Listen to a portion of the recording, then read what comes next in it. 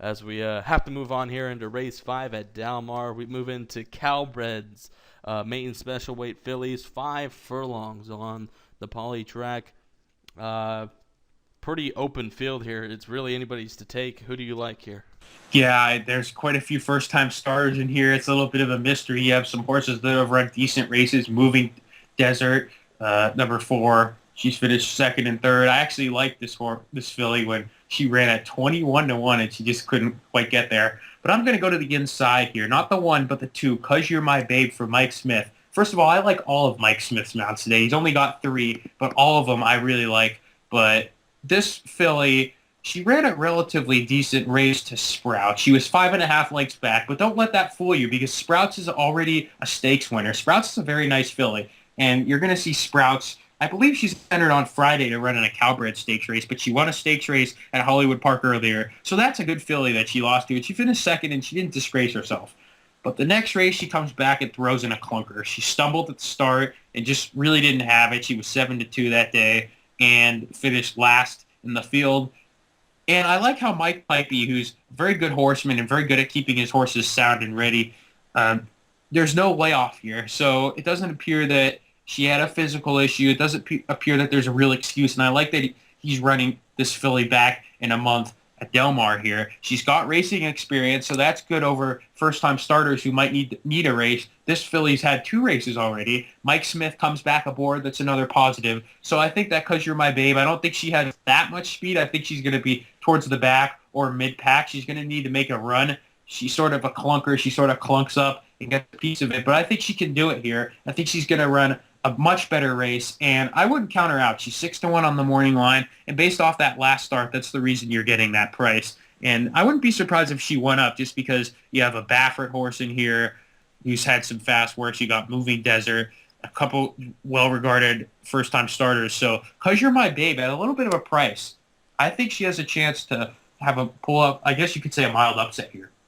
Cause You're My Babe. I did not end up picking Cause You're My Babe, but one of the interesting things about this filly is that he started her off against Calbreds. You know, she ran a good second, lost by 5.5 to Sprouts, who looks like Sprouts went on to win after that, breaking her maiden at 4.5 furlongs May 16th when she lost. And for me is Mike Smith staying aboard, and the fact that Mike Pipey saw fit to put her in against open maiden special weight in her last race, where she lost by 5.25.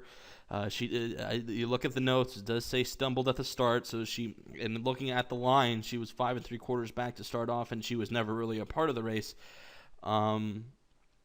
Really, he brings her back in against Calbreds, and I think this is a lot easier field for her. So I understand why you would make her your top pick, but my top pick ended up landing towards the outside. I'm going to take a risk here with Calgal, and Doug O'Neill trains this filly, and Bejarano is going to be riding this. I know we talked about this yesterday when we were talking about this card. This horse has had 4 straight gate workouts, and to me the works are pretty decent. They're good. I like them. But the fact that a horse has to have 4 straight gate drills shows that this horse is probably having problems coming out of the gate. And really, for me, I'm going to take a risk here. If this horse can coming out of the gate fine on opening day, I like the horse's chances. But I'm going to take a chance here with my top pick on Calgal. Calgal, first of all, I will say I looked at some of the people's picks in the forum, and everybody picked this filly. She's 4-1 on the morning line. I don't believe she's the favorite in here. Actually, My Lucky Rose, Baffert's horse, is the favorite in here. She's the second choice at 4-1. But Calgal, we talked about this. Like you said, 4 gate drills. And she hasn't run yet. She was bought for $310,000. She's a Tappet filly. That's good. Rafael Bejarano gets aboard. That's a positive sign for Doug O'Neill. But 4 straight gate drills, you just don't always see that. And going into this race, it's going to be a big crowd. You know, maybe she might just need this race. I'm just not so sure that she's going to be able to run a winning race off these 4 gate drills. It's just not a good sign to me. She might run a big race, and a lot of people are picking her, and I can see why. And if she wins, it wouldn't surprise me. But those 4 gate drills, they just keep sticking in my mind. And for her first race, I'm not going to take a shot on a first-time starter with 4 gate drills at a low price like that. I'd rather wait out a race and see how she does here. She might need it. Yeah, it's a risk I'm willing to take. And my second pick, I'm gonna go with another first-time starter. I strongly think a first-time starter wins this race. I'm gonna go with Betty Bing Bing for Peter Eurton. Corey Nakatani gets the mount. Corey rarely rides for Peter Eurton, which is pretty interesting. I think I'd prefer to see Raphael on this horse because we both know Peter Eurton usually likes to go to Raphael, but Raphael ends up on Calgal. Betty Bing Bing has had good workouts going into this. Her last work was 3 furlongs out of the gate, 35-4, the fastest out of 20 horses that morning. I think, looking at her times, they've seemed pretty nice. But the one thing we both agree that's pretty disconcerting about this is that Peter Eurton not real good with first-time starters. He's 0 for 31 with first-time starters. He's not great with 2-year-olds. He only hits at 8% with 2-year-olds. I'm going to take a shot here with Betty Bing Bing as my second choice. Yeah, Betty Bing Bing's my second choice as well. She recently had a 35-4 gate trill. She hasn't had 4 gate trills. She's only had 1 on the paper. And it was a good gate trill. So I think she can run a bit. Again, like you said, 0% first time starting. That's tough. Especially it's been 7 months now, and he's run 32 horses, and none of them have won. So it seems like Peter Eurton's just a type of trainer. Some trainers like to have their horses win first time out. They have them ready. Peter Eurton's a little more conservative, it seems. He just tries to get him a race, teach him some things. And I think that's what Betty Bing Bing's in here for, too. She's by Surf Cat, so she can sprint.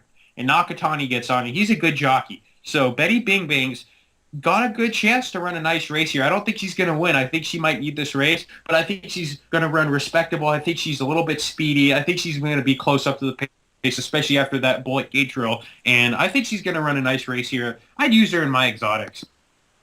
Yeah, and we have to talk about the morning line favorite, which I'm kind of surprised that you mentioned that this horse is the morning line favorite.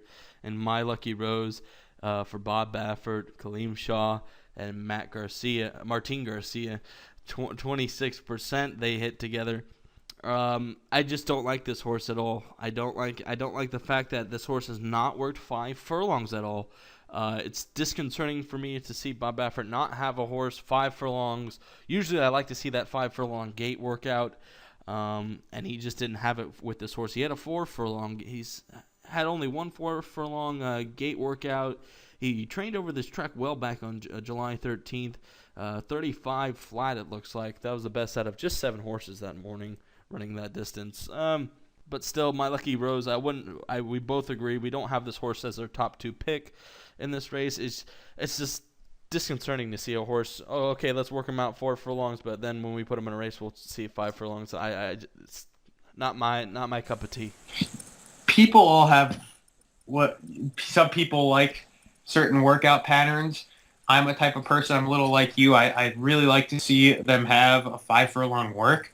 Baffert knows how to get these horses fit and ready, so I don't doubt that his training methods aren't going to work, but I'm a type of person that likes to see that 5 furlong drill. It seems that she's pretty speedy here, and she's going to be close to the pace with Martin Garcia. Bob Baffert, he has a lot of speed horses, but I think she might need this race, and that extra furlong, she's going to get a little tired at the end. I see, especially with a lot of fillies and horses that, not just fillies, any horse, where they don't have that work for the race. Like this filly, she has a lot of 4 furlongs, no 5 furlongs. At that last furlong, you could even tell they start to get a little bit tired because they've never run that distance hard for 5 straight furlongs. It's just hard for them. It's like if you were trying to run, if you ran 3/4 mile for a race and then you ran at a mile, that extra quarter mile, you're going to get a little bit tired. So expect to see her near the front end, and we'll see if she can hold on. She's going to be fast. She's going to get out of the gate well, and it's just a matter if she can hold on and if she has the stamina. But I'm willing to take a shot at a few others here because at 3-1, I think she can be beat here.